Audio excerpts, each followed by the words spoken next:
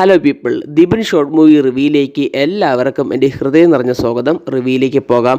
2023 June 28 Xavier jeans സംവിധാനം ചെയ്ത് theatre വഴി പുറത്തിറങ്ങിയ ഒരു ആക്ഷൻ ത്രില്ലർ ഫ്രഞ്ച് ചിത്രമാണ് മേഹേം. ആക്ഷൻ സീക്വൻസ് ഇഷ്ടപ്പെടുന്നവരാണെങ്കിൽ വ്യക്തികളാണെങ്കിൽ തീർച്ചയായിട്ടും കണ്ടിരിക്കാൻ പറ്റിയ ഒരു കിടിലെ ആക്ഷൻ സീക്വൻസ് ഉള്ള സിനിമയാണ് മേഹേം. ഇതൊരു ഫ്രഞ്ച് സിനിമ മാത്രമല്ല, ഇത് ഇംഗ്ലീഷ് ഡബ്ഡ് അവൈലബിൾ ആണ്. ആമസോൺ പ്രൈം വീഡിയോ വഴി കാണാൻ താല്പര്യമുള്ളവർക്ക് കയറി കണ്ടു നോക്കുക.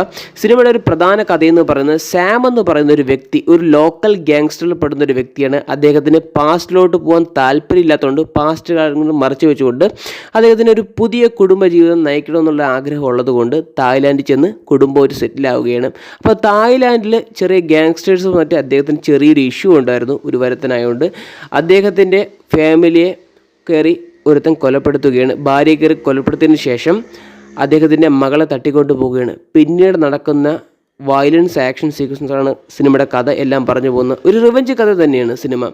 സാധാരണ നൈസ് പ്ലോട്ട് എല്ലാവർക്കും അറിയാൻ പറ്റുന്നൊരു സ്റ്റോറി തന്നെയാണ്. പക്ഷേ ഇതിൽ ആക്ഷൻ സീക്വൻസ് എനിക്ക് കണ്ടപ്പം എനിക്ക് വളരെയധികം ഈ സിനിമ എനിക്ക് ഇഷ്ടപ്പെട്ടു. ആക്ഷൻ സീക്വൻസ് പ്രത്യേകിച്ചും വയലൻസ് നിറഞ്ഞിട്ടുള്ള അത്യാവശ്യം വയലൻസ് നിറഞ്ഞിട്ടുള്ള ഒരു ആക്ഷൻ സീക്വൻസ് കാണാൻ താല്പര്യമുണ്ടെങ്കിൽ കിട്ടില്ല സിനിമയാണ് മേഹേം എന്ന് പറഞ്ഞ ഈ ഫ്രഞ്ച് ചിത്രം. അപ്പോൾ കാണാൻ താല്പര്യമുണ്ടെങ്കിൽ ആമസോൺ പ്രൈം വീഡിയോ വഴി കാണാൻ ശ്രമിക്കുക. നല്ല മസ്റ്റ് വാച്ച് സിനിമയെന്ന് തന്നെ പറയേണ്ടിയിരിക്കുന്നു. ആക്ഷൻസ് എന്ന് പറയുന്ന ഒരു വെറൈറ്റി മാർഷൽ ആർട്സ് ആക്ഷൻസ് ആണ് ഇതിൽ. വെട്ടും കുത്തും കൊലപാതകം മാത്രമല്ല, അടികളും എല്ലാം സെറ്റാണ്, കിട്ടിലുമാണ്. ഒരു ആക്ഷൻ സ്റ്റൈൽ എന്ന് പറഞ്ഞിട്ട് ഒരു നെയ് വഴക്കം ആ ആക്ടറിനെ ഞാൻ കണ്ടിട്ടുണ്ട്.